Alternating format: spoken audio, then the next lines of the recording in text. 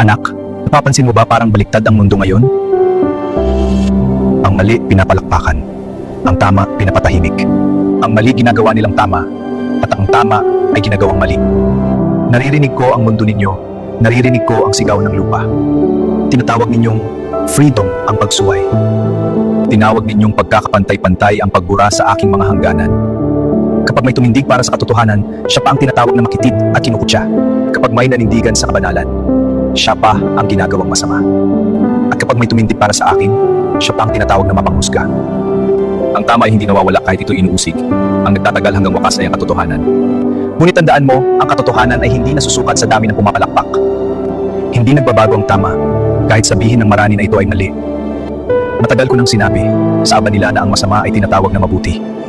At ang mabuti ay tinatawag na masama. Noong panahon ni Noah, pinagtawanan ng katuwiran. Noong panahon ni Moses, tinanggihan ng utos. At noong dumating ako, ang katotohanan mismo ay ipinako. Hindi ito bago. Paulit-ulit itong nangyayari sa kasaysayan. Ngunit hindi ako nagbago. Hindi ako nakikisabay sa uso.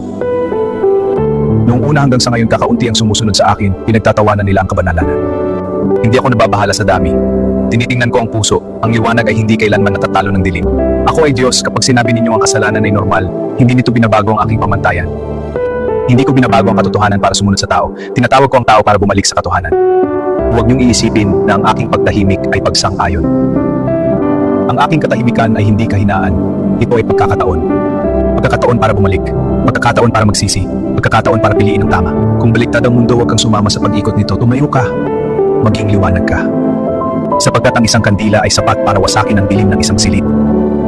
Ikaw na nalilito sa panahon at mundong baliktad, huwag mong hayaang ang ingay ng mundo ang magdikta ng iyong konsensya. Kung ang mundo ay umiikot palayo sa akin, huwag kang sumama sa agos. Manatili kang tuwid.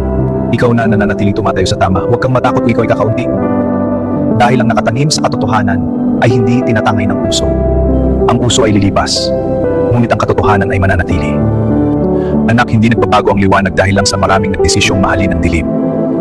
Kapag tinawag nilang tama ang mali, hindi ibig sabihin nag-ibang katotohanan, nag-iba lang ang paningin nila.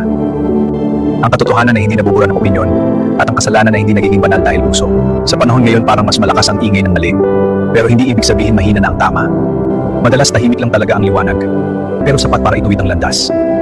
Ang ingay ng karamihan ay hindi sukatan ng tama. Ang katotohanan ay nasusukat ng lakas ng sigaw ng karamihan. Ang katotohanan ay nananatiling katotohanan kahit mag-isa itong nakatayo. Ang liwanag ay hindi nawawala dahil lamang sa maraming pumili ng dilim. Hindi ako bulag sa iyong ginagawa. Hindi rin ako nagmamadaling humatol. Dahil ang puso ko ay hindi lang banal, ito rin ay mahabagin. Hindi ako galit na gustong manira. Ako'y ama na gustong magbalik ang kanyang mga anak. Naririto ako, hindi ako nagbago, hindi nag-iba ang aking pamantayan. Kapag ang mali ay tinataas ninyo sa trono, huwag kayong magtaka kung ang kapayapaan ay hindi nyo mahanap. Kapag ang kasalanan ay ginawang kultura at ang katotohanan ay ginawang krimen, huwag ninyong isipin na ako ang nagbago. Ako ang siya pa rin kahapon, ngayon, at magpakilanman. Hindi ako napagod magmahal kahit napagod kayong sumunod. Hinihintay ko pa rin kayong bumalik, kahit baliktad ang mundo ninyo.